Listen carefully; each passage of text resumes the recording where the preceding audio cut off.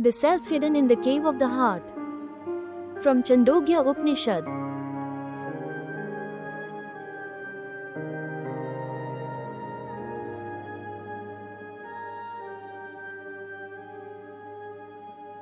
Once, King Brihadratha approached the sage Sanatkumara, seeking knowledge. Despite his immense power, the king confessed, "I am full of sorrow.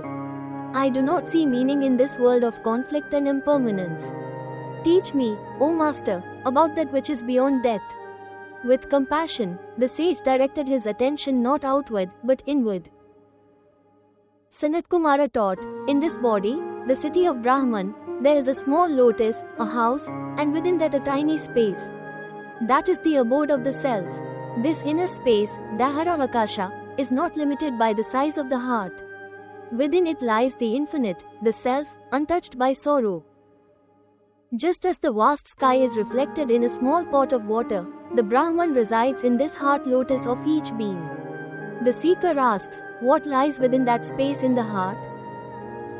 Sanatkumara replies, there lies all that exists: heaven, earth, fire, wind, sun, moon, lightning, stars.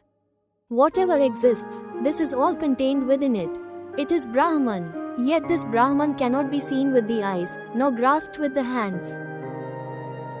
The sage says, this self, free from evil, free from old age, free from death, free from sorrow, free from hunger and thirst, is what you must seek to know.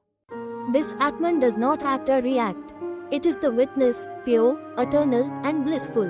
All experiences of decay, grief, and pleasure belong to the body-mind complex, not to the self that resides in the cave of the heart. The Upanishad says, he who knows this self, hidden in the heart, becomes free.